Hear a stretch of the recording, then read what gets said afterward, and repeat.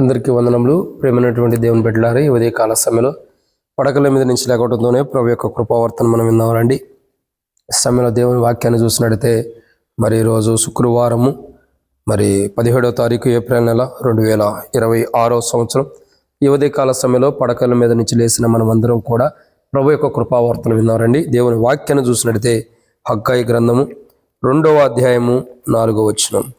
హగ్గాయి గ్రంథము 2వ అధ్యాయము 4వ వచనాన్ని మనం దేవుని వాక్యాన్ని చూసినట్లయితే హగ్గాయి గ్రంథం 2వ అధ్యాయం 4వ వచనం. అయినను యెహోవా ఆజ్ఞ ఇచ్చినదేమనగా, జెరుబ్బాబెలు ధైర్యం తెచ్చుకోము, ప్రధాన యాజకుడగు యెహోజాదాకు కుమారుడు అయిన యెహోషువ ధైర్యం తెచ్చుకోము, దేశంలోనున్న సమస్త జనులారా ధైర్యం తెచ్చుకొని పని జరిగించుడి, నేను మీతో కూడా ఉన్నాను, ఇదే సైన్యములకు అధిపతి యెహోవా వాక్. కాబట్టి ఇక్కడ మనం దేవుని వాక్యాన్ని చూసినట్టు ప్రియులారా, ఇక్కడ దేవుని మాటలు రాయబడుతూ వచ్చినాయి. ఏంటంటే ధైర్యం తెచ్చుకుని పని జరిగించుడి, నేను మీతో కూడా ఉన్నానని హగ్గాయి గ్రంథం 2వ అధ్యాయం 4వ వచనం దేవుడు మాట్లాడుతున్నాడు.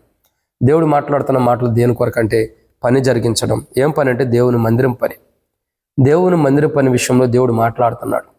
ఆల్రెడీ మొదట ఒక మందిరం కట్టబడింది, అది ఎలాగో ఎట్లా పతనం అయిపోయిందన్న చూస్తున్నాం. తర్వాత రెండోసారి మందిరం కట్టబడుతుంది. అది మనం చూస్తూ వస్తున్న కోణాన్ని చూసినట్టయితే ప్రియులారా, అది శక్తి చేత బలం చేత కాక దేవుని ఆత్మ ద్వారా కట్టబడుతున్నటువంటి కార్యం. ఇక్కడ గమనించాల్సిన కోణం ఏంటంటే దేవుడు మాట్లాడుతున్నాడు, మీరు పని పూనుకోండి, నేను మీకు తోడుగా ఉంటానన్నాడు. చాలాసార్లు మన జీవితంలో ఉన్న బలహీనతలు, మన జీవితంలో ఉన్న పొరపాట్లు ఏంటో చెప్పమంటారా? దేవుడు మనల్ని పని చేయమంటే మనం ఆ పని చేయడానికి చేయలేని స్థితిలో మా వాళ్ళు ఏమైంది, మేము చేయలేం కదా అనుకుంటాం. అసలు విషయం ఏంటంటే నిన్నెవడు చేయమంటలా, నీకెవరు అధికారం ఇవ్వట్లా, నీ అంతా నువ్వు వెళ్ళి చేస్తుంది కాదు ఇది. దావీదు రాజులు ఏమన్నాడు? దేవుడు అనుమతి లేకుండానే నేను మందిరం కట్టేద్దాం అనుకున్నాడు. దేవుడు ఏమన్నాడు? వద్దు, నువ్వు కట్టొద్దు, ఆపేసేమన్నాడు.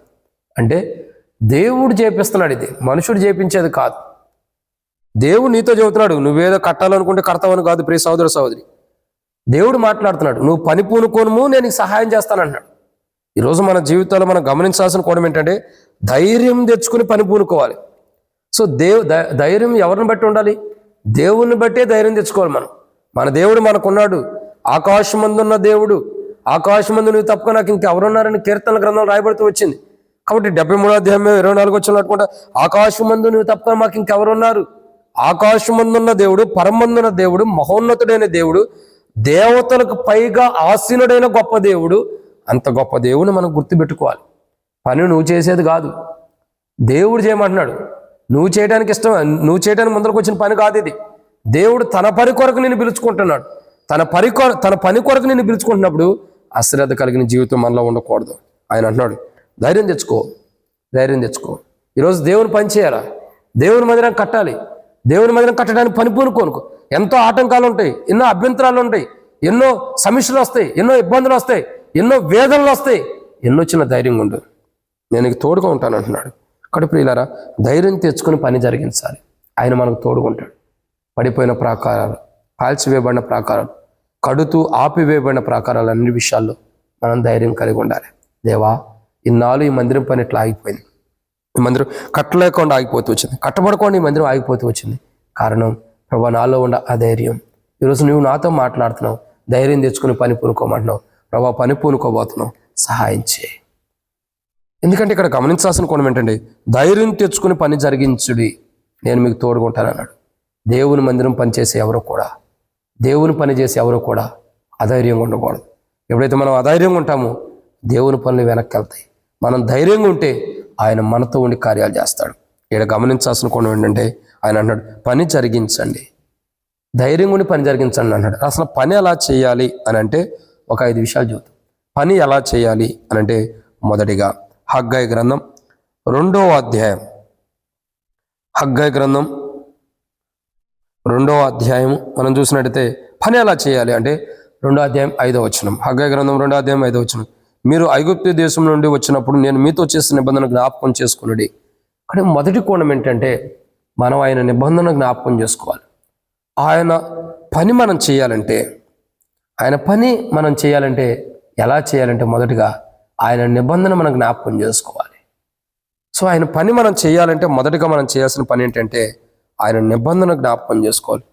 ఆయన ఏదైతే నిబంధన చేస్తూ వచ్చాడో, ఏ నిబంధన అయితే మన పితరులకు చేస్తూ వచ్చాడు, ఏ నిబంధన అయితే మనతో చేస్తూ వచ్చాడు, ఆ నిబంధన జ్ఞాపకం చేసుకోవాలి. ఆ నిబంధన జ్ఞాపకం చేసుకోవాలి. అంటే ఎప్పుడైతే మనం దేవుని నిబంధన జ్ఞాపకం చేసుకుని పని స్టార్ట్ చేస్తామో అప్పుడు ఖచ్చితంగా ఆ పని సఫలమైపోయి తప్ప విఫలం అవ్వదు. ధైర్యం తెచ్చుకుని పని జరిగించండి, నేను మీతో కూడా ఉంటానన్నాడు.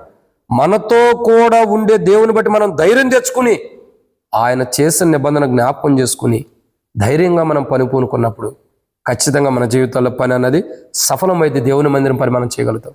నిబంధన అంటే ఆయన ఏదైతే వాగ్దానం ఇచ్చాడో దేవుని మందిరం విషయంలో, ఏ వాగ్దానం అయితే మనతో చేసాడో దేవుని మందిరం పని విషయంలో, దేవుని మందిరం పని విషయమై ఏ వాగ్దానం అయితే నీకు నాకు ఇచ్చాడో ఆ వాగ్దానాన్ని మనం జ్ఞాపకం చేసుకున్నప్పుడు, ఆ వాగ్దానాన్ని బట్టి ధైర్యం తెచ్చుకుని పని పూనుకున్నప్పుడు దేవుడు పని సఫలం చేసేవాడు ఉంటాడు. ఇది మొదటిది.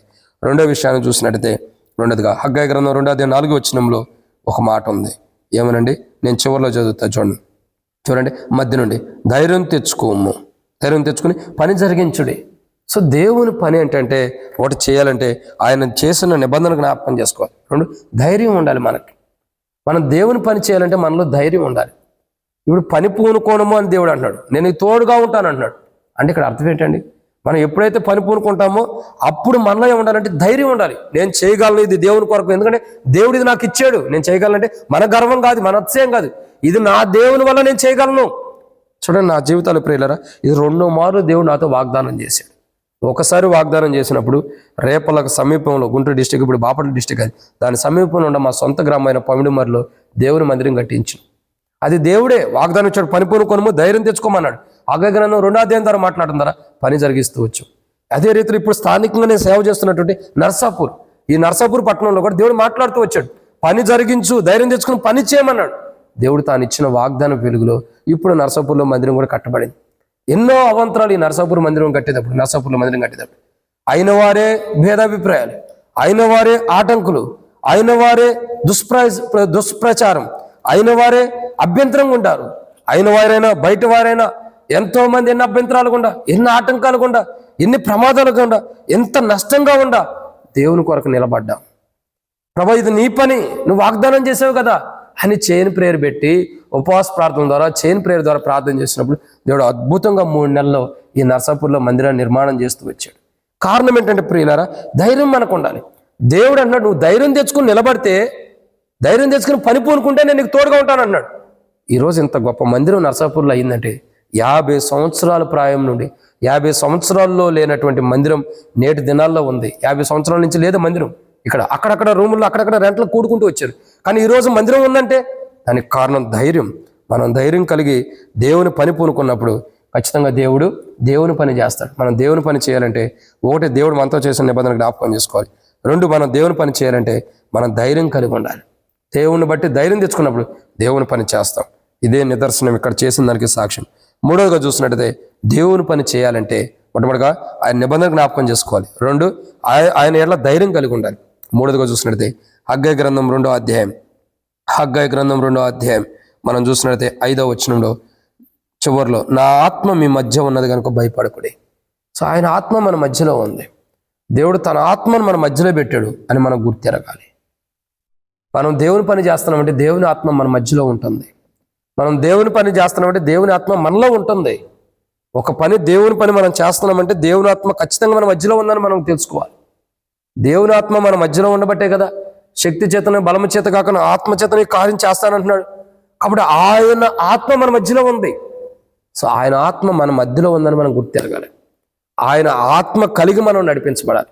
అంటే దేవుని ఆత్మ మనలో లేనప్పుడు దేవుని మందిరం పని మనం కట్టలేం.